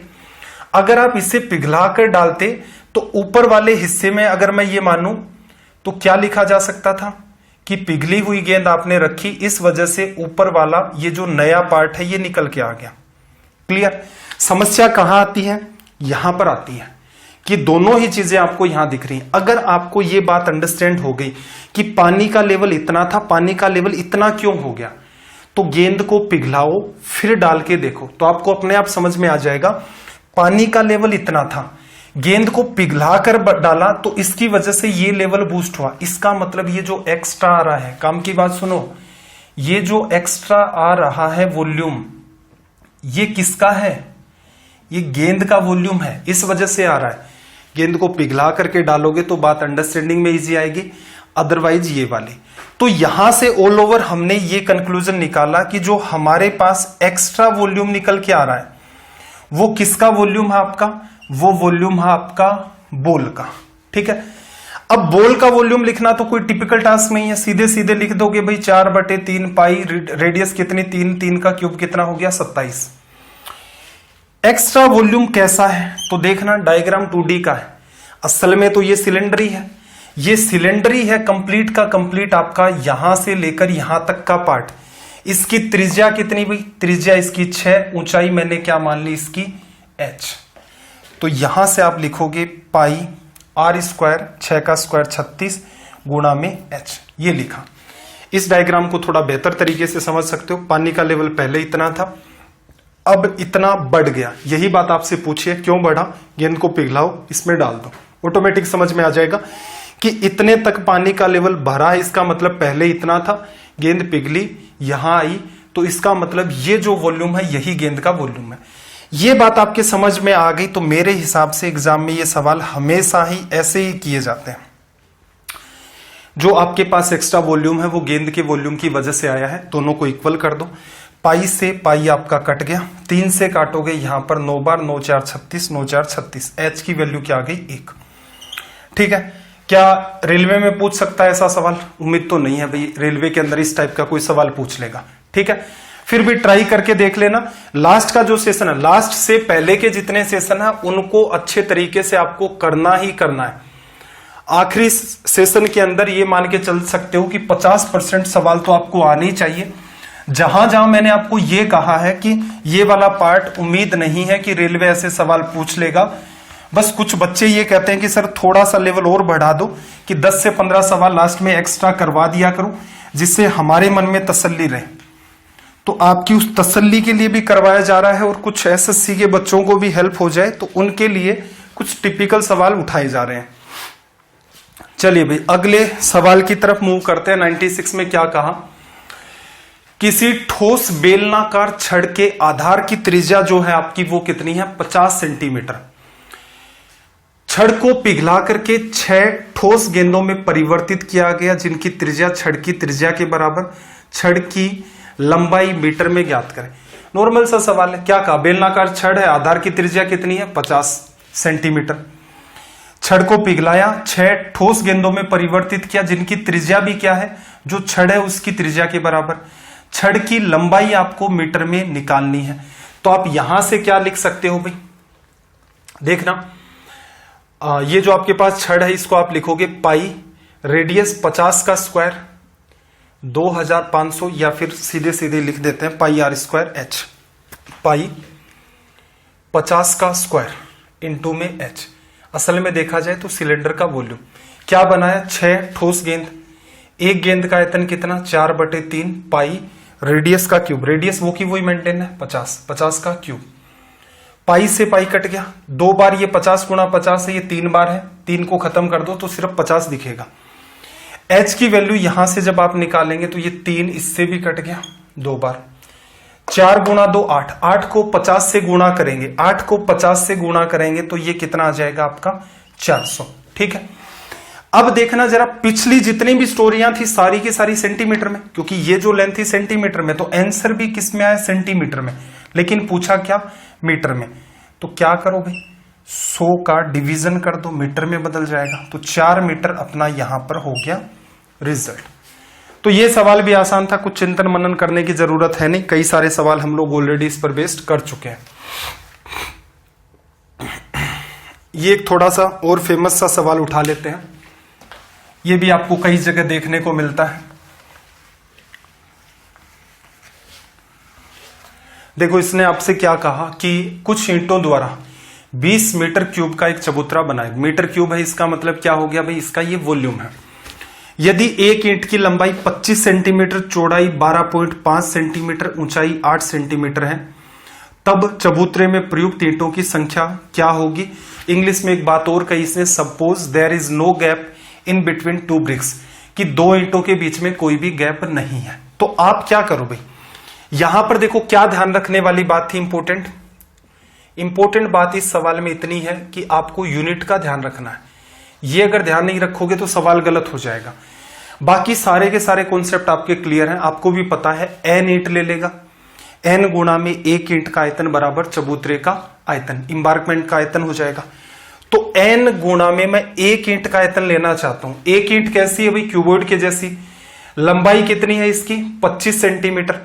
तो या तो आप ऐसा करो सारी की सारी चीजों को किस में ले लो? मीटर में। या ऐसा करो सारी चीजों को किस में ले लो? सेंटीमीटर में। तो क्या करें, सेंटीमीटर में ले लेते हैं। लंबाई 25, चौड़ाई 12.5, 12.5 को क्या लिख सकते हो भाई? 25/2, 12.5 सेंटीमीटर, ऊंचाई 8 सेंटीमीटर। 1 ईंट का आयतन, n ईंटें लगी, चबूतरे का आयतन। अब 20 मीटर क्यूब का मतलब क्या होगा? ये इंपॉर्टेंट बात है, ये बहुत सारे बच्चों की क्लियर नहीं रहती। क्या आप इसे ऐसा नहीं लिख सकते 20 मीटर गुणा मीटर गुणा मीटर? ऐसे भी नहीं समझ में आ रहा है, कंफ्यूजन हो रहा है, तो क्या आप इसे ऐसे नहीं कह सकते कि आपने 20 मीटर को 1 मीटर से गुणा किया, उसको 1 मीटर से गुणा किया? क्योंकि बात यही निकल के आनी चाहिए। तो 20 गुणा 1 आपका 20 बन गया, 3 बार मीटर है, मीटर क्यूब बन गया। तो मेरा कहने का जो उद्देश्य है वो इतना सा ही है कि मीटर क्यूब जो है, मीटर कितनी बार है? 3 बार। 1 मीटर की जगह क्या लिखोगे? 100 सेंटीमीटर लिखा जाएगा। और ये कितनी बार लिखा जाएगा? यहां पर 3 बार। बस ये इंपॉर्टेंट बात है, कई बार बच्चा क्या करता है, सिर्फ इसे 20 मीटर मान लेता है और उसकी जगह 100 रखता है। एग्जामिनर थोड़ा सा भी दिमाग लगाए तो ऐसा ऑप्शन सेट कर दे तो बच्चे को पता भी ना चले कि सवाल करने के बाद भी कैसे गलत हो गया। तो इस बात का आप विशेष ध्यान रखेंगे। ऐसे जब भी कभी सवाल आएंगे तो एक ही गलती हो सकती है, बाकी मुझे आप पर पूरा भरोसा है कि आयतन वाली बात आप जस्टिफाई कर लेंगे, आपका कॉन्सेप्ट क्लियर है। तो देखो इसको मैं क्या लिख देता हूं भाई, 100 गुणा 100 गुणा 100 लिख दूं, काटना अपने को, तो 100 गुणा 100 गुणा 100। देखो 25 25 25 4 बार, फिर 25 4 बार, ठीक है भाई। ये 2 से 4 बार, ये 4 फिर से कट गया। n की वैल्यू क्या आ गई, 4 गुणा 2 8 और 1 2 और 3। आपको 8000 ईंटों की जरूरत पड़ेगी अगर आप ऐसा चबूतरा बनाना चाहते हैं तो। चलिए भाई 98 पर आ जाते हैं। Question number 98।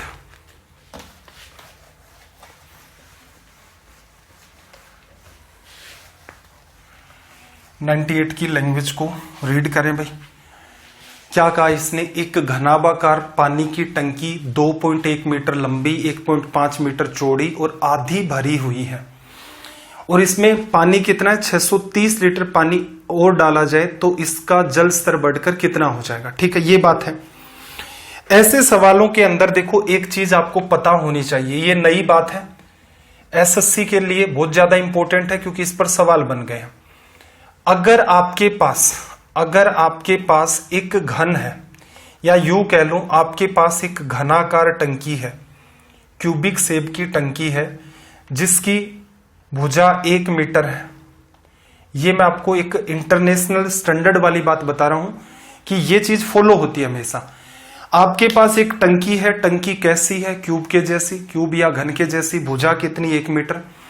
इस टंकी का आयतन क्या होगा, 1 मीटर गुणा 1 मीटर गुणा 1 मीटर, 1 मीटर क्यूब।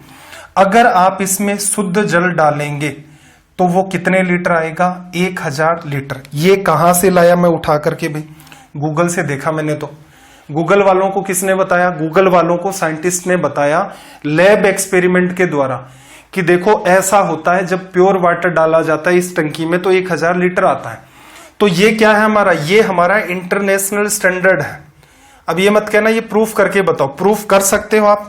एक टंकी बनवाओ किसी के पास जाकर के, 1 मीटर 1 मीटर 1 मीटर, फिर क्या करो, बिस्लेरी की बोतल खरीद के लाओ, 1 लीटर की एक आती है, प्योर तो उसी में मिलेगा आपको। तो 1000 बोतलें खाली करोगे, पूरी पूरी भर जाएगी।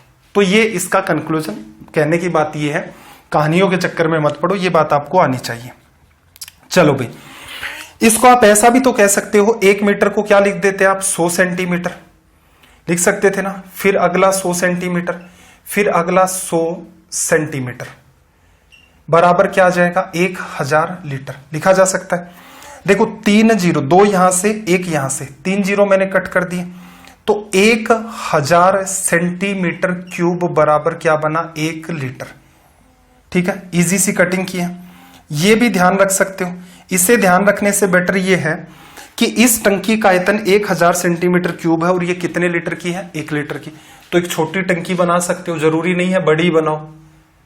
उस टाइम आप ये भी तो कह सकते थे ना कि सर बड़ी टंकी क्यों, कोई छोटे वाले का एग्जाम्पल बनाओ। तो छोटी टंकी बनवाओ। छोटी टंकी भी कैसी है, घनाभ के जैसी, भुजा 10 सेंटीमीटर। तो एक बात बताओ, लंबाई चौड़ाई ऊंचाई सब 10 सेंटीमीटर, आयतन निकालोगे, गुणा करोगे लंबाई चौड़ाई ऊंचाई को, आ गया 1000। इसमें कितना पानी आएगा भाई, इसमें आएगा 1 लीटर। तो सीधी स्पष्ट बात यह है कि कई बार चीजें आपको कुछ पार्ट तो लेंथ में दे देता है, मीटर या सेंटीमीटर में, कुछ पार्ट आपके सामने रख दिया जाता है लीटर में। अगर आपको ये कन्वर्जन नहीं पता है तो ये मान के चलो आप सिवाय तुक्का मारने के उस सवाल को कुछ भी नहीं कर सकते। कन्वर्जन सिंपल सा है। टंकी वाली बात इसीलिए आपको बताई है, इसीलिए पानी की 1000 बोतलें मंगवाई है ताकि दिमाग में चली जाए। ठीक है, टंकी कैसी, 1 मीटर भुजा वाली। 1 मीटर का जो घन है जिसकी भुजा की लंबाई है उस 1 मीटर है, उसमें 1000 लीटर पानी आता है। छोटी टंकी लोगे 10 सेंटीमीटर की 1 लीटर आएगा। ये बात इंटरनेशनल स्टैंडर्ड है, गूगल से उठाया, सीधे सीधे आपके सामने रख दिया। यहां इसको सोल्व करके हमने ये छोटी टंकी बना ली। ठीक है, ये बात अगर आपकी क्लियर है तो आप इन सवालों को बड़ी ही आसानी से सोल्व कर सकते हैं, और थोड़ा सा कॉमन सेंस भी लगाना पड़ेगा।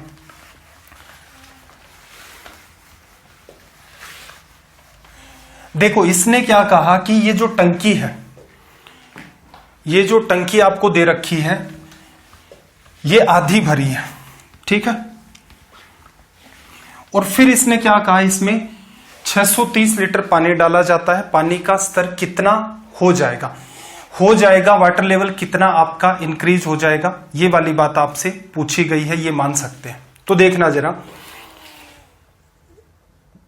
आधी वाली जो बात है यहां पर थोड़ा सा अंडरस्टैंड करना। देखो लंबाई 2.1 है, चौड़ाई इसकी 1.5 मीटर है, आधी भरी हुई है, फिर इसमें 630 लीटर पानी डाला, तो जल स्तर बढ़कर कितना हो जाएगा, इस बात को चेंज कर देना, जल स्तर कितना बढ़ जाएगा, ठीक है, इस बात को मेंशन कर देना इस सवाल में, वरना समस्या हो जाएगी। अब कोई फर्क नहीं पड़ता वो कह दे कि आधी भरी हुई है, 1/2 भरी हुई है, 70% भरी हुई है, 77.68% भरी हुई है, कुछ भी कह दे। आप क्यों कह रहे हैं ऐसे, रीजन देखना जरा। मैं एक टंकी बना लेता हूं, यहां पर एक टंकी मैंने बना ली। अब एक सिंपल सी बात मुझे बताना, इसमें मैं 630 लीटर पानी डालता हूं, ठीक है। 630 लीटर पानी अगर ये खाली पड़ी हुई है, 630 लीटर पानी मैंने डाला और पानी का स्तर यहां तक चला गया, कितनी हाइट बढ़ गई, h। कितना पानी डाला मैंने इसमें, 630 लीटर। सवाल को चेंज करना पड़ेगा भी आपको, लास्ट लैंग्वेज चेंज कर देना, जल स्तर कितना बढ़ जाएगा, बढ़कर कितना हो जाएगा, नहीं कितना बढ़ जाएगा, रीजन उसके हिसाब से आप खुद से सोच करके देखना, डेटा इनकम्प्लीट है, सवाल सोल्व नहीं होगा। देखो टंकी अगर ये खाली होती आपकी और आप इसमें 630 लीटर पानी डालते, अगर ऊंचाई h बढ़ती है, एक बात बताओ, टंकी आधी भरी होती फिर 630 लीटर डालते तो क्या होता, तो भी आपका जवाब यही होगा कि भाई h बढ़ जानी है, क्योंकि ऊपर तक तो टंकी सेम है। अगर टंकी 80% भरी हुई है, उसमें आप 630 लीटर डालेंगे, 80% मान लो यहां तक आपका आ जाता है, टंकी और बड़ी है, तो उसमें क्या होगा, h ऊपर लेवल ले जाएगा। तो असल में देखा जाए तो आपको सिर्फ इस सवाल को इतना सा पार्ट मान करके सोल्व करना होता है। कितना सा पार्ट, इतना सा, कि एक टंकी ली आपने, उस टंकी की लंबाई कितनी है भाई, 2.1 मीटर, चौड़ाई कितनी है 1.5 मीटर, ऊंचाई कितनी है h, इसमें 630 लीटर पानी डाला, टंकी पूरी भर गई, h की वैल्यू। ये सारी की सारी चीजें रिलेवेंट नहीं है, इनका कोई रोल नहीं होता है। कब, जब जल स्तर कितना बढ़ जाएगा, या फिर कुछ भी कह दे, वो पहले आपको ये बता देगा कि अच्छा इसकी इतनी हाइट है, उसके हिसाब से सवाल का लेवल बढ़ा सकता है, लेकिन आज तक उसने नहीं बढ़ाया। रेलवे में ध्यान रखना, मुझे उम्मीद नहीं इस टाइप के सवाल की, बस करवा रहा हूं ताकि आपके दिमाग के अंदर तसल्ली रहे। जो सिर्फ रेलवे की तैयारी कर रहे हैं वो बच्चे ध्यान रखें कि इस टाइप के सवालों को आप चाहें तो अवॉइड कर सकते हैं, कोई तनाव नहीं लेना इन सवालों का, क्योंकि आप इसका स्ट्रेस लेंगे तो ये सोचने लग जाएंगे मैथ्स टिपिकल है, ठीक है। मैथ्स असल में देखा जाए तो टिपिकल नहीं है। अब ये सीजीएल मेंस के सवाल हैं, ये डील भी कर रहे हैं हम लोग यहाँ पर, ताकि थोड़ा सा लेवल भी अपना बूस्ट रहे। देखो ये किया तो सीधे सीधे क्या कर सकते थे, लंबाई 2.1, चौड़ाई 1.5, ऊंचाई कितनी h, बराबर 630 लीटर। अब आपने क्या लिखा था, 1000 लीटर बराबर 1 मीटर क्यूब, 1000 लीटर बराबर 1 मीटर क्यूब, 1 लीटर बराबर 1/1000 मीटर क्यूब, 630, तो 630 का गुणा कर दो, 630 बटा में 1000 मीटर क्यूब। ये चीजें भी आपकी मीटर में चल रही हैं, इसको सोल्व करेंगे, रिजल्ट आएगा। देखो 1 0 से 1 0, 10 का गुणा किया ये हट गया, 10 का गुणा किया ये हट गया, 21 से काटा 3 बार, 3 से काटा 5 बार, h की वैल्यू कितनी आ गई भाई आपकी 1/5, 1/5 मीटर। 1/5 मीटर को क्या लिख सकते हो भाई, 0.20 मीटर। असल में ये सवाल मेरे हिसाब से एग्जाम में ऐसे सोल्व होता है, और जब सीजीएल के लिए स्पेशली आपकी क्लासेस चलेंगे, सीजीएल प्लस सीडीएस, तो वहां पर तो एटलीस्ट इस टाइप के कई सारे सवाल या इससे भी और लेवल बूस्ट करके कई सारे सवाल आपको करवाए जाएंगे। अब मुझे अपनी तरफ से ये लग रहा है कि सवाल तो मैंने बना रखे थे 105 तक, सवाल नंबर 105, चलो 99 नंबर का तो कर ही लेते हैं, आसान है। क्योंकि इतना ज्यादा लेवल अगर बूस्ट हो जाएगा तो फिर क्या है, रेलवे के जो बच्चे हैं वो मेरी बात तो सुनेंगे नहीं, 2-3 दिन बाद भूल जाएंगे कि सर ने क्या कहा था कि ऐसे सवाल नहीं पूछता है रेलवे, और पढ़ाई क्यों जा रहे हैं ये रीजन भी बता रखा है। वो इस बात को सुनेंगे नहीं, फिर वो ये कहेंगे कि नहीं यार इतना टिपिकल पढ़ाया जाता है, हमारे बस की बात नहीं है। तो टीचर की बातों को ध्यान से सुनना भी अपने आप में एक आर्ट होती है, और आप 50% तो अपनी पढ़ाई का उसमें भी बूस्ट कर ले जाते हैं। चलो भाई, एक गोलार्ध को गलाकर समान आयतन के 4 गोले बनाए जाते हैं, तो प्रत्येक गोले की त्रिज्या किसके बराबर होगी? अर्धगोला आपका, गोलार्ध मतलब हेमिस्फीयर, आयतन 2/3 पाई, रेडियस का क्यूब r³, इसको पिघलाया, क्या बनाए? 4 गोले। एक गोले का आयतन 4/3 पाई, त्रिज्या क्या मान लो? कैपिटल R, ठीक है। π/3 से π/3 कट गया, लिखा जा सकता है, 2 से काटोगे 2 बार, r³ अपोन में कितना आ गया आपके पास? 8 बराबर कैपिटल R³। क्यूब रूट आप करेंगे तो ये r बन जाएगा और ये 2 बन जाएगा बराबर कैपिटल R। तो इसने क्या पूछा? प्रत्येक गोले की त्रिज्या क्या होगी? जो अर्ध गोला है उसकी त्रिज्या का कितना हो रहा है? 1/2। तो यहां से आपका जो ऑप्शन सी है वो आपका करेक्ट हो जाएगा। इसके बाद देखना जरा, चलो एक छोटा सा सवाल और कर लेते हैं। 100 ही सवाल करेंगे भाई, 5 सवाल स्किप कर रहा हूं, हो सकता है शायद पीडीएफ के अंदर आपको प्रोवाइड करवा दूं, या फिर सीजीएल के बच्चे वो पेशेंस रखें, क्योंकि सीजीएल में जब हम लोग पढ़ेंगे तो जितने सवाल रेलवे में किए हैं इनके 50% इस टाइप के, और इनकी जगह 100 नए सवाल जुड़ करके आ जाएंगे जिनका लेवल अच्छा खासा रहता है। देखना, एक घनाभ की लंबाई चौड़ाई को 20% बढ़ाया जाता है, ऊंचाई को कितने प्रतिशत कम किया जाना चाहिए जिसका आयतन जो है वो अपरिवर्तित रहे? देखना, पहले लंबाई कितनी आपकी? लंबाई और चौड़ाई, आयतन क्या होता है? A गुणा B गुणा में C बराबर आप लिखते हो वॉल्यूम। 20% का मतलब भी मेरे ख्याल से हर बच्चे को पता है 1/5। आयतन दोनों ही केसेस में क्या रहना चाहिए? समान, वॉल्यूम 1 बराबर वॉल्यूम 2। पहले लंबाई क्या मान ले? 5, चौड़ाई भी क्या मान ले? 5, ऊंचाई क्या मान ले? ऊंचाई को छोड़ो, ठीक है, या फिर लिख लो h1। क्यों माना भाई 5 ही? क्या सपना आया? तो देखना, लंबाई को 20% बढ़ाया, 5 इसके बेसिस के ऊपर आपने 5 माना, 5 का 1/5 1 होता है, तो लंबाई कितनी हो गई? 6, चौड़ाई भी 1 बढ़ जाएगी, कितनी? 6, ऊंचाई कितनी आपकी? h2, ठीक है। अब इस बात को आपको सोल्व करना है, तो h1 बटा में h2 निकाल लो, तनाव ही नहीं लेना। ये वाली वैल्यू कितनी? 36, ये वाली वैल्यू कितनी? 25। देखना जरा, ऊंचाई क्या करनी होगी आपको? h1 ऊंचाई पहले की ऊंचाई को बता रहा है जो कितनी है? 36, दूसरी ऊंचाई को कितना बता रहा है? 25। आयतन अपरिवर्तित रहे इसलिए इक्वल्स टू का यहां पर साइन लग गया। तो पहले की ऊंचाई 36 है, तो बाद में जो बना रहे उसकी ऊंचाई 25 करो, कितने की कमी? 11 की। कितने प्रतिशत की कमी? प्रतिशत कमी की बात करें, 11 की है, किस पर? 36 पर, प्रतिशत में बदलना है, गुणा 100। सोल्व कर दें, 9 बार ये कैंसिल आउट हो गया, 4 से 25 बार, तो कितना आ गया भाई? 5, 7, 2 डिवीजन में 9, 30.5 के आसपास रिजल्ट आ गया। तो ऑप्शन सी यहां से आपका करेक्ट हो गया। चलो भाई, आज के सेशन में इतने ही सवाल डील करेंगे, क्योंकि आगे कुछ है वही सवाल, उनका कुछ लेवल और ज्यादा एक्सट्रीम है 5 सवालों का, और टाइम भी बहुत ज्यादा हो गया है।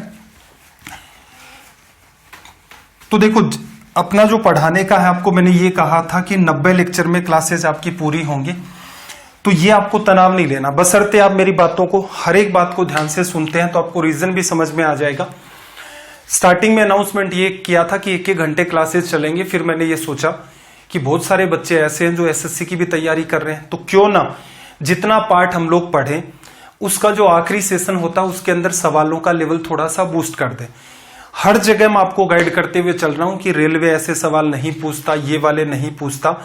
तो जो बच्चे रेलवे की तैयारी कर रहे हैं, जिनका मैथ्स ठीक नहीं है, वो उन सवालों को स्किप कर दो, बाइकाट ही कर दो उनको। रीजन, उनको मैथ्स आपका पहले से भी अच्छा नहीं है, पकड़ में भी बात नहीं आ रही है, हाई लेवल के सवाल के हाथ लगाओगे, खुद टॉर्चर होगे, फिर आपको लगेगा यार मैथ्स में बात नहीं बनेगी। तो मेरी हर बात को ध्यान से सुना करें। रीजन क्या है, मुझे बहुत सारे बच्चों को एक साथ लेकर के चलना पड़ता है कि भाई कोई देख रहा है तो उसका कोई आउटपुट निकले। अगर मुझे ये सीरीज प्योर रेलवे के लिए चलानी होती, एकदम प्योर, कि रेलवे के अलावा ये किसी भी बच्चे के काम की ना हो, तो ये सिलेबस बिल्कुल अपना मजे मजे में 70 से 80 घंटे में खत्म कर सकता था, कोई स्ट्रेस नहीं आता। लेकिन बहुत सारे बच्चे हैं, जरूरी नहीं है कि वो रेलवे में ही सिलेक्ट होंगे, और भी एग्जाम है उनमें भी सिलेक्ट हो जाते हैं। स्टेट की भी आपकी एग्जाम होती है, 2-2 एग्जाम भी क्रैक कर ले जाते हैं, 3-3 भी क्रैक कर ले जाते हैं। सेशन आपको कैसे लगते हैं?